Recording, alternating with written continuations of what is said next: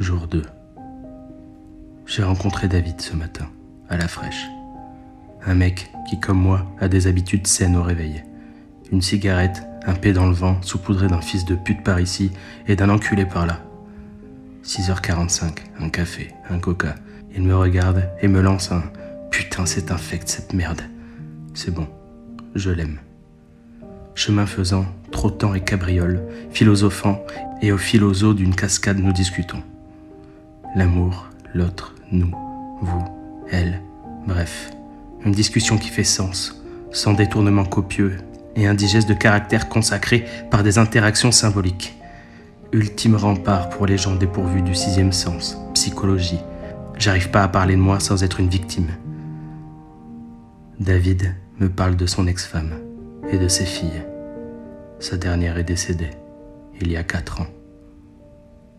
Je dis rien. J'ai de la peine pour ce père, mi-homme de voir son monde qui tremble.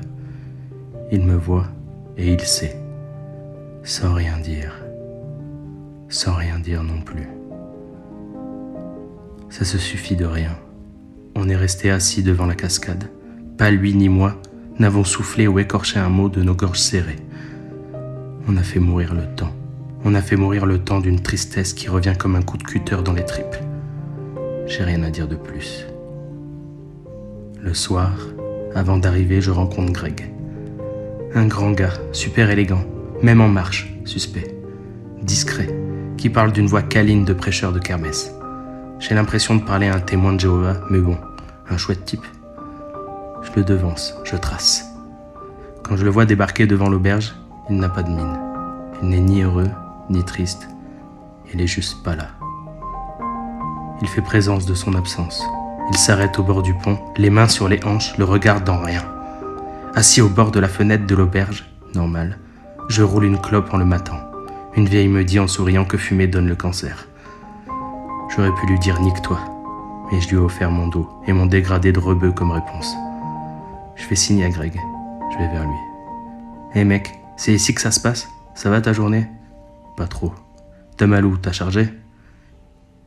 Puis Greg s'est arrêté de parler, les yeux pleins de flotte dans une nasse de silence. Une tasse de violence. J'aurais juré sur l'instant qu'il allait me dire quelque chose de terrible. J'ai vu 5 secondes d'un homme sans armes, mort debout, d'un bout de lui. J'ai lu le désespoir, la finitude des espérances, des rires, des joies, des couleurs, des montagnes, des senteurs, des amours, des tricots de tendresse, des embrassades chaudes et humides qui se lovent dans le cou, des cheveux qui piquent la poitrine et qui rouspètent, des étreintes, des moiteurs, des chaleurs, des vacarmes, des silences à 2 puis seuls, des attentes, des cris, puis l'amour. Greg me dit que sa femme venait d'aller là-haut et qu'aujourd'hui, il est avec elle. Je n'ai rien dit. À ce moment-là, j'étais mort avec lui. Un champ de vision réduit à la colère par un forfait de vie. J'ai appris le lendemain que David et Greg se sont mis à marcher ensemble. Voyez ce que vous avez envie d'y voir.